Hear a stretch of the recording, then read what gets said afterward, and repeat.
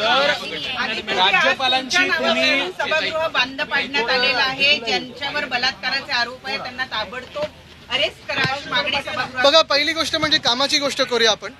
आज आम्ही राज्यपाल महोदयांची भेट घेतली, काल आम्ही वेळ मागितली आणि लगेच आम्हाला भेट दिली. आम्ही त्यांचे आभार मानतो. 2-3 महत्त्वाचे विषय ह्याच अधिवेशनाबद्दल आणि हाऊसबद्दल आम्ही त्यांच्यासमोर मांडलेले आहेत.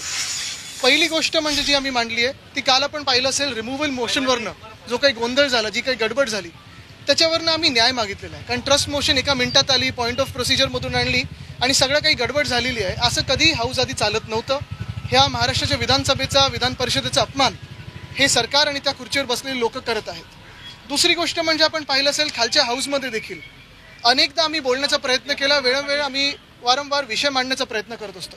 मग कधी अबू आझमी असेल, कधी औरंगजेब असेल, कधी अजून कोण असेल, त्याच्यावरनं सत्ताधारीच पक्ष हाऊस बंद पाडतं कारण त्यांच्याकडे अजेंडा राहिलेला नाही आहे काही. आणि तिसरी गोष्ट सगळ्यात महत्त्वाची म्हणजे काल देखील मी तुमच्यासमोर येऊन जे विषय मांडला, आम्ही प्रश्नोत्तराचा तास असेल किंवा लक्षवेधी असतील किंवा इतर कुठच्याही म्हणजे आमचा प्रस्ताव असेल, मंत्री बसतात नाही बसत, सेक्रेटरी असतात नसतात, ह्या सगळ्या विषयांवर कुठे ना कुठेतरी गांभीर्यपूर्वक चर्चा झाली पाहिजे. आम्ही विनंती राज्यपाल महोदयाने ही केलेली आहे की त्यांनी सरकारमधले प्रतिनिधी बोलवून घ्यावे आणि त्यांना समज द्यावं, मुख्यमंत्र्यांना बोलवून घ्यावं आणि मुख्यमंत्री महोदयांनी सगळ्याच कॅबिनेट मंत्र्यांना समज द्यावी की उत्तर स्वतःची स्वतः द्यावी, अभ्यासपूर्वक द्यावी, अभ्यास करून यावं आणि विधानसभा किंवा विधान परिषद चालू असताना मंत्र्यांनी तिथे हजर राहावं, सगळे अधिकाऱ्यांनी तिथे हजर राहावं. काल आपण पाहिलं असेल, नाना पाटोळे साहेब बोलायला उभे राहिले तेव्हा आम्ही तर प्रश्न विचारलेच की मंत्री कुठे आहेत. एक मंत्री बसले होते, तेही तिसऱ्या रांगेत. ती अदृश्य गॅलरी जी असते तिथे एक सुद्धा सेक्रेटरी नाही, डेप्युटी सेक्रेटरी नाही, खात्याचं कोणी घेणं देणं असलेला माणूस नाही, PA नाही. आणि हे सगळं होत असताना फक्त आम्ही विरोधी पक्ष म्हणून नाही, तर आज जनतेतून निवडून आलेले आमदार म्हणून इथे आलेलो आहोत. कारण आम्ही जनतेचे प्रश्न मांडत असतो. सत्ताधारी आमदारांसारखं हाऊस आम्ही बंद पाडत नाही, पण विषयावर चर्चा करताना मंत्र्यांना गांभीर्य असायला पाहिजे. सत्ताधारी लोक काल देखील, सत्ताधारी आमदार देखील काल आमच्यासोबत सुरात सूर मिळवून त्यांनी देखील हाऊस 10 मिनिटासाठी तहकूब करून घेतलं. कारण ते देखील म्हणतात की सत्ताधारी पक्षातले असो की विरोधी पक्षातले असो, जे काही आमच्या मागण्या असतील, कपात सूचना असतील, जे काही आमची विनंती असतील, ह्या सगळ्या चर्चेच्या तिथे मंत्र्यांकडून गांभीर्यपूर्वक विचार झाला पाहिजे.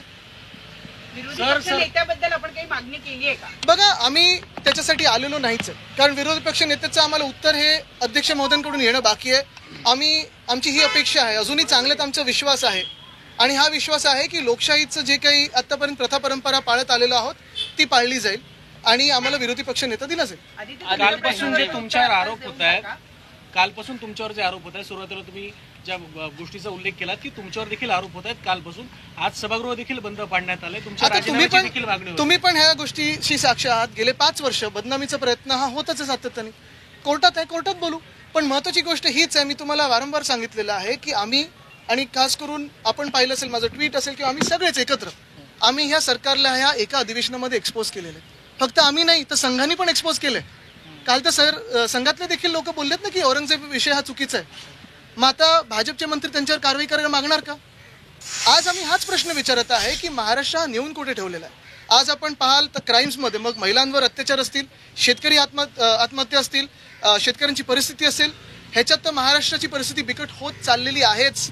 पण त्याच सोबत माझ्या सगळ्या सहकार्याने इथे त्यांच्या अधिवेशनाच्या भाषणामध्ये अर्थसंकल्पावर बोलताना भाजपचे जे किंवा ह्या महाझुटीचे जे काही प्रमुख मुद्दे होते ज्याच्यावर निवडणूक जिंकले असं ते बोलतात, निवडणूक जिंकले हे निवडणूक आयोगामुळे, वोटर फ्रॉडमुळे, तरी देखील जे काही त्यांचे 10 मुद्दे होते, एक सुद्धा मुद्दा ह्या अर्थसंकल्पात आलेला नाही.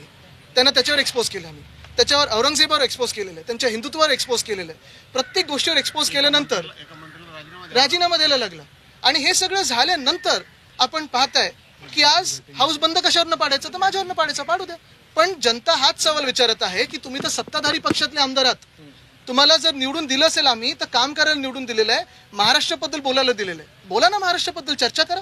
आदित्यजी, आपण पाहिलं असेल तर अर्थसंकल्प याचिका पुन्हा एकदा दाखल केलेली आहे. इतक्या दिवसानंतर हे प्रकरण पुन्हा का आलं असं आपल्याला मी हेच तुम्हाला सांगतो ना, 5 वर्ष सतत हे जे काही चालू आहे, कोर्टात जे होईल ते होईल. आदित्यजी, आपण पाहिलं असेल मी एकच सांगेन की परत एकदा मी तुम्हाला सांगते 5 वर्ष बदनामीचा प्रयत्न झालेला आहे. कोर्टात काय असेल तर कोर्टात उत्तर देऊ. पॉलिटिकल वेंडे बघा मला त्याच्यात जायचंच नाही आणि तुम्हाला सांगतो मी आतापर्यंत 5 वर्षात मी जे मुद्द्याचं ते बोलत आलेलो आहे आणि तेच बोलत राहणार. आदित्य जी, हिंदी में बता दीजिए सालिया मुद्दे को लेकर एक बार फिर आपका नाम चर्चा में है, क्या कहेंगे? थोड़ा नीचे दिखेगा नहीं. आदित्य एक ही सवाल है ना आपका. यही पहले तो मैं काम की बात करता हूँ. आज हमने महाराष्ट्र राज्य के राज्यपाल महोदय से समय मांगा था, उन्होंने समय दिया भी. विपक्ष नेता अंबादास दानवे जी, नाना पाटोले जी है, वडेट्टीवार साहब है, जितेंद्र आव्हाड साहब है, अन्य सारे मेरे जो सम्मानित सदस्य जयंत पाटिल साहब है, अनिल परब जी है, सारे लोग हम उनसे आज यही मांग कर रहे थे कि सिर्फ विपक्ष के नाते नहीं तो जो जनता से चुन के आए जनप्रतिनिधि है, हमारी यही मांग है कि सरकार अब जो बन चुकी है, बहुमत जो उन्होंने चुनाव के विश्वास से उनके आशीर्वाद से पाया है, अभी उनकी जिम्मेदारियों पे खरे उतरे. हम जो बातें करते हैं और आज जो हमने मांग की है वो यही है. एक तो कल आपने देखा होगा विधान परिषद में पहले जैसे कभी नहीं वैसे ही हमारे रिमूवल मोशन को ठुकराया गया. ट्रस्ट मोशन 1 मिनट में एक अपारंपरिक पद्धति से लाया गया. दूसरी बात यही होती